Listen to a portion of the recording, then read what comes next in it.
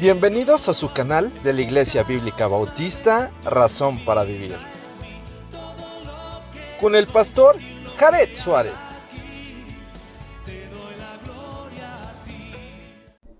Bienvenidos a su canal de la Iglesia Bíblica Bautista, Razón para Vivir. Les habla el pastor Jared Suárez y hoy vamos a estar en lo que es el miércoles de oración, un capítulo más del libro de Juan Bunyan, la oración ante el trono de la gracia, el capítulo 29. Este libro se llama Cómo orar en el Espíritu. Y bueno, son capítulos muy breves, pero que nos van enseñando algunos aspectos importantes en la oración. Entonces, acompáñenme a orar para comenzar. Bendito Padre Celestial que moras en todo lugar, te agradecemos porque eres bueno con nosotros y te rogamos que nos dirijas en este tiempo, que podamos edificarnos a través de este estudio y que tu nombre sea conocido, que tu nombre sea glorificado y que podamos, Señor, ser bendecidos por tu palabra para la gloria y la honra tuya. Y en el nombre de Jesucristo, amén. Muy bien, la oración ante el trono de la gracia. Cuando hablamos de la oración, de alguna manera entendemos que hay que ir a un lugar, ¿verdad? Decimos, bueno, yo oro al Padre, pero ¿dónde está el Padre? Y entonces es allí donde tengo que dirigir mi oración. Entonces vamos a ver este texto que nos va a ayudar un poco a comprender un poco hacia dónde va dirigida la oración. Otro motivo de aliento para el pobre corazón tembloroso y culpable es pensar en el lugar, trono o sede en la que Dios se ha puesto a sí mismo para escuchar las peticiones y las oraciones de sus criaturas. Es el trono de la gracia o propiciatorio. Y en Hebreos capítulo 14, el verso 16 nos dice, acerquémonos pues confiadamente al trono de la gracia para alcanzar misericordia y hallar gracia para el oportuno socorro. Hebreos 4:16. Y esto es sumamente importante. ¿A dónde dirigirnos? Cuando estamos comunicándonos con alguien, pues una de las cosas que nos han enseñado es mirar a la cara a la otra persona cuando uno está hablando, porque de alguna manera le toma la importancia. Cuando uno va a hablar con Dios, uno tiene que saber que hay un lugar específico donde Dios va a escuchar las oraciones de sus hijos, y entonces nosotros de una forma, y por eso se nos ha enseñado a orar con los ojos cerrados, para no distraernos de nada y también para poder concentrarnos en ese trono. ¿Cómo es el trono? No lo sabemos, pero sabemos que Jesucristo está en el trono de Dios. ¿Sí me explico? Entonces estamos en Colosenses 3, nos dice, puestos, poned la mira en las cosas de arriba donde está Cristo sentado a la diestra de Dios. Ponedla, o sea, el trono está en el cielo. El apóstol Pablo nos habló del tercer cielo, pero de alguna forma, pues simplemente sabemos que Dios escucha nuestra oración porque la pedimos en el nombre de Jesús y es dirigida al Padre. Dice, en estos días del Evangelio, Dios se ha sentado en un trono, en el lugar de su morada, para extender misericordia y perdón, y tiene la intención de escuchar al pecador y estar en comunión con él desde su trono de gracia. Pobres corazones. Son muy capaces de albergar pensamientos extraños de Dios y sobre su comportamiento para con ellos, y sacar la conclusión repentina de que Dios no los tiene en cuenta, cuando Él está sentado en su trono de gracia. Dios ocupa su lugar allí, a propósito, con el fin de escuchar y atender a las oraciones de sus criaturas. ¿Se da cuenta? Dios está esperando a que usted hable con Él. Entonces diríjase al trono de la gracia. Muchas veces la gente se dirige a una imagen, no está hablando con Dios. Se dirige a un monte, no está hablando con Dios. Se dirige a las nubes, no está hablando con Dios. Hay que dirigirse al lugar donde está Dios en su trono, en el trono de la gracia. Y entonces, yo no sé cómo lo hace, pero el Espíritu Santo dirige esa oración. El apóstol en Romanos capítulo 8, el verso 26 nos enseña, ¿por qué hemos de pedir como conviene? No lo sabemos, pero el Espíritu mismo intercede por nosotros con gemidos indecibles. Entonces, nosotros hacemos nuestra parte de hablar al trono de la gracia y el Espíritu Santo se encarga de dirigir esta oración a Dios. Ahora, recuerde, en esta oración está vinculada la fe.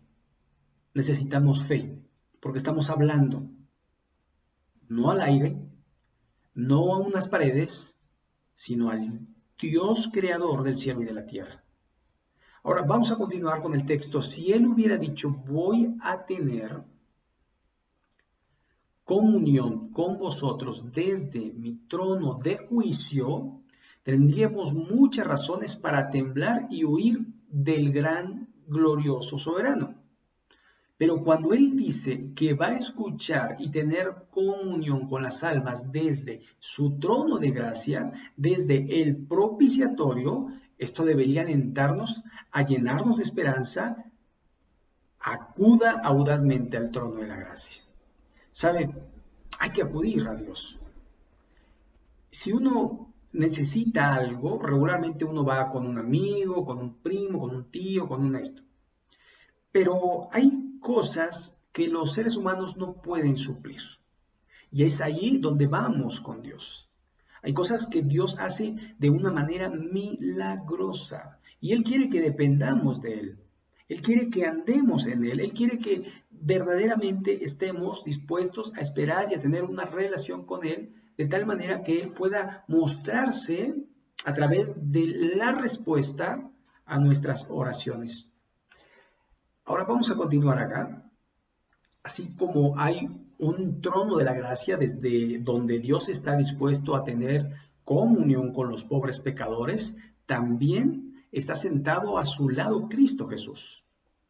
El Señor Jesucristo está rociando continuamente el propiciatorio con su sangre. Como dicen las Escrituras, se han acercado a Dios, el juez de todos, a los espíritus de los justos que han llegado a la perfección, a Jesús, el mediador de un nuevo pacto, y a la sangre rociada que habla con más fuerza que la de Abel. Hebreos 12, 23 y 24, nueva versión internacional. Ahora, yo no soy muy afecto a esta nueva versión internacional, pero este libro está de alguna manera escrito así, y por eso pues lo mantenemos, no queremos cambiarle.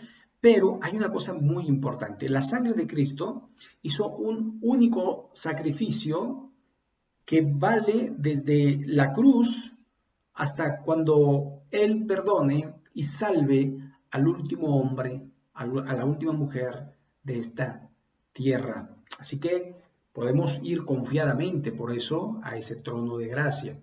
Ahora, recuerde, no es un trono de juicio, sino un trono de gracia.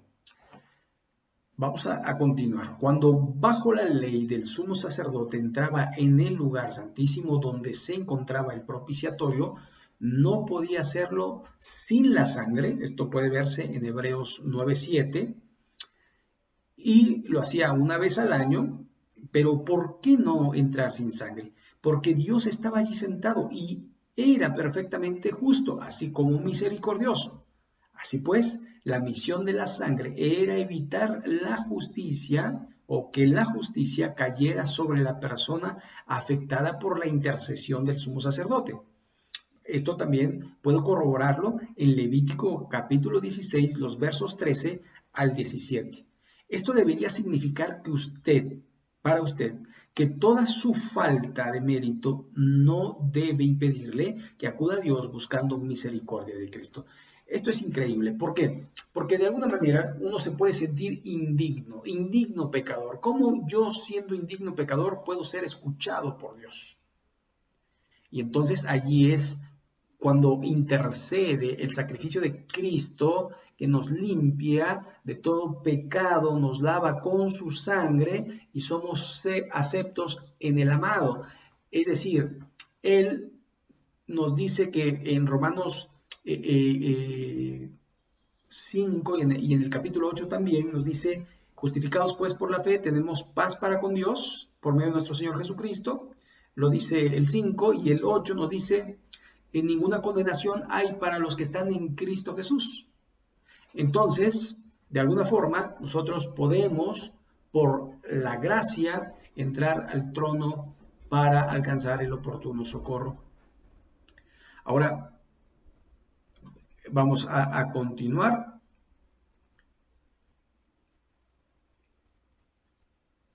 Usted clama diciendo que es indigno. Por lo tanto, Dios no va a tener en cuenta sus oraciones.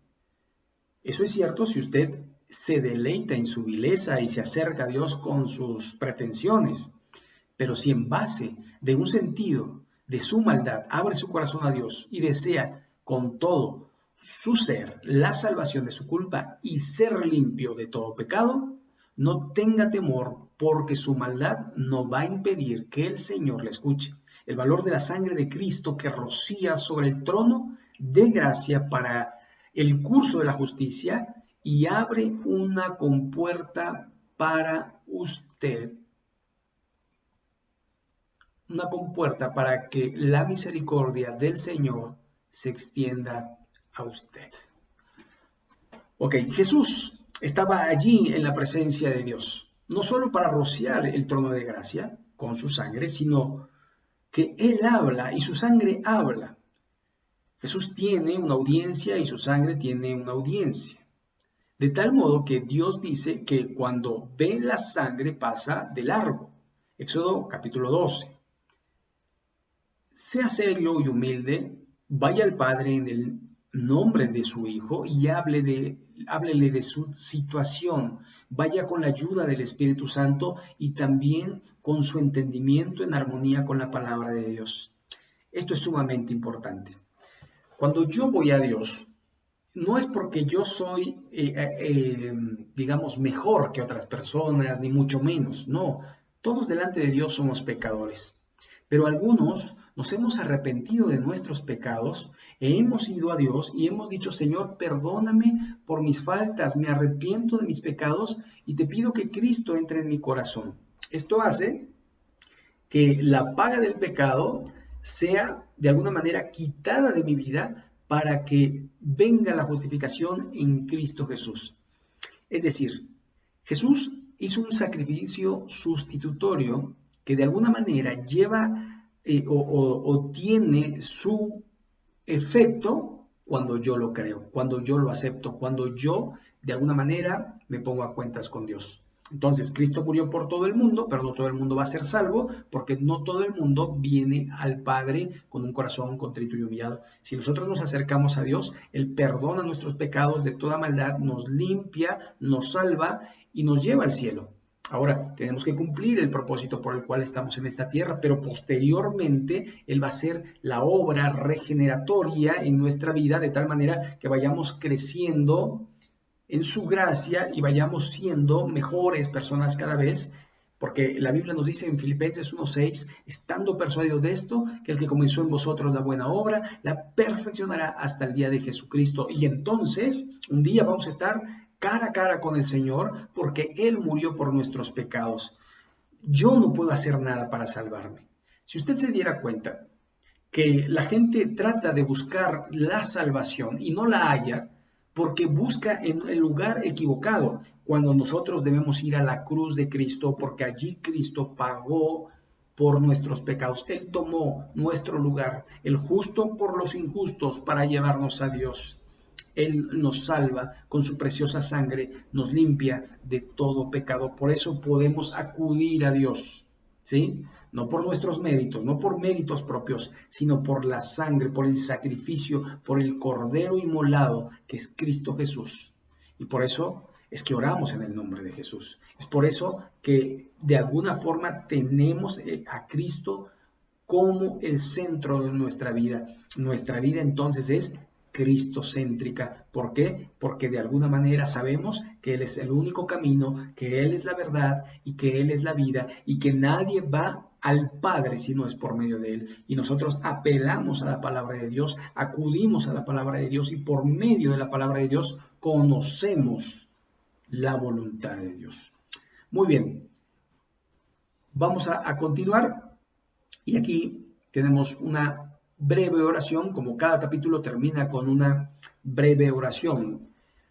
Amado Padre Celestial, Padre de la luz y de la verdad, te doy gracias porque durante este tiempo, cuando el Evangelio es predicado en todo el mundo, tú estás sentado en tu trono de gracia.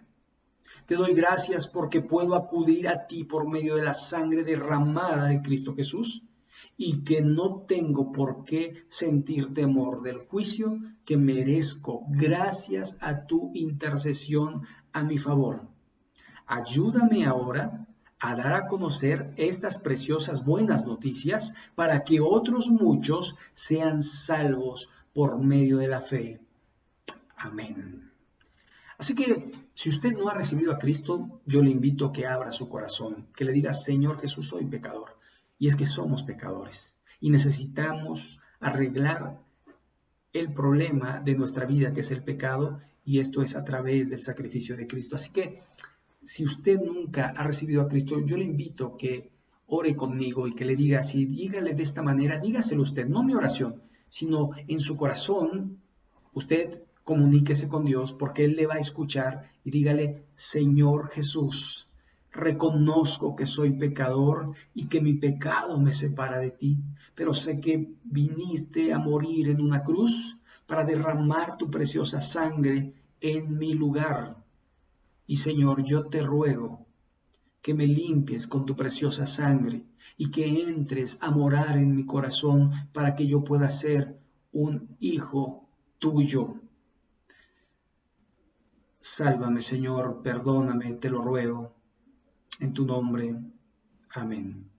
Así que si usted hizo esta oración, usted es una nueva criatura, usted es una nueva creación, pero no solo eso, tiene una nueva comunión con Dios, porque entonces usted va a poder hablar y usted puede acercarse al mismo trono de la gracia para alcanzar el oportuno socorro. Así que muchas gracias por escuchar este tema, por ver este video, y si le gusta, pues le invitamos que le dé like y también valoramos sus comentarios, y si usted tiene un motivo de oración, también en los comentarios nos los puede dejar y nosotros vamos a estar orando por usted. Muchas gracias, y si Dios lo permite, el domingo vamos a estar subiendo otro video y ahora relacionado con Ezequiel capítulo 17, Ezequiel 17, y vamos a estar viendo allí, ¿verdad? Un tema interesante para nuestra vida cristiana. Muchas gracias y si Dios lo permite, nos vemos en el próximo video. Hasta luego.